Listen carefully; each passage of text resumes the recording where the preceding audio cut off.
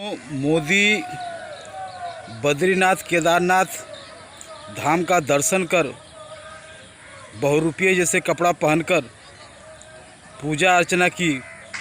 उसके बाद मोदी सीमा पर पहुँचे।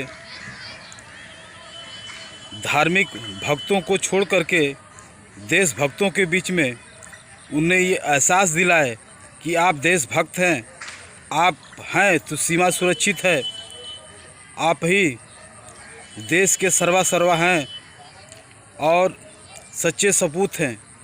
ये मोदी उन्हें याद दिलाते के लिए गए हैं। साथियों, उन्होंने जाकर कहा है कि मैं सैनिकों को अपने परिवार समझता हूँ। तो साथियों, परिवार का ये नियम होता है कि परिवार में जितनी भी धन संपत्ति हो, परिवार के सभी सदस्य एक समान भोग करें। सारी संपत्ति पर परिवार के सारे सदस्यों का समान अधिकार होता है। मगर साथियों, देश के संपत्ति पर इस देश के कुछ लोगों का विशेष अधिकार है। टाटा बिरला जैसे, अंबानी अडानी जैसे देसी और यहाँ तक विदेशी पूंजीपतियों का भी हमारे देश के संपत्ति पर मालिकाना चढ़ते गया है।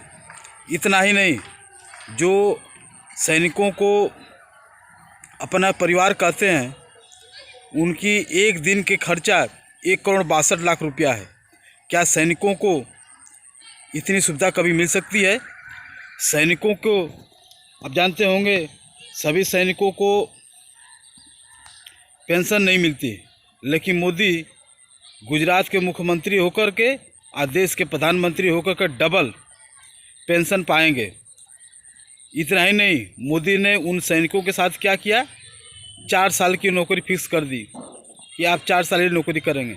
जबकि अपने आप को पूरे जब तक जिंदा रहे तब तक के लिए नौकरी करने के लिए, प्रधानमंत्री मुख्यमंत्री बनने के लिए खुली छूट कानूनी रूप से जायज़ है। मुख्यमंत्री बने कई बार, अब प्रधानमंत्री बनकर 2 बार हो गया और वे बनने का हमेशा उनकी कोशिश रहेगी।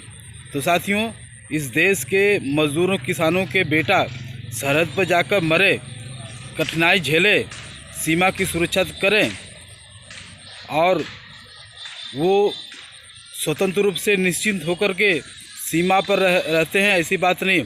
उनको अपने घर परिवार की इतनी चिंता रहती है कि उनके माँ बाप, उनके घर द्वार और उनके भाई बहन के बेटा बेटी की शादी पढ़ाई से वो हमेशा चिंतित में रहते हैं कि कैसे उनकी समस्या दूर हो। तो साथियों, इस पूंजीवादी साम्राज्यवादी व्यवस्था में आम जनता कैसे लूटे और लुटाए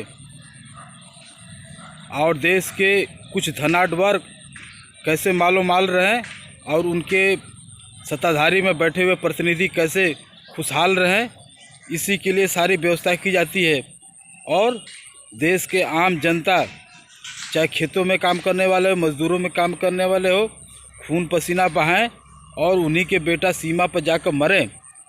तो इनमें से मात्र जो है सीमा पर जो सैनिक गए हैं, उन्हें इतनी सम्मानित किया जाता है, उन्हें इतना बड़ाई किया जाता है कि वह सरकार के खिलाफ न कुछ सोचें न कुछ बोलें। खूब अपने आप को भले आम जनता की तरह चिंता में रहें, लेकिन देश के सरकारें उन्हें और मीडिया उन्हें इतनी प्रशंसा करती है कि वह इसी में जो है खुश रहें।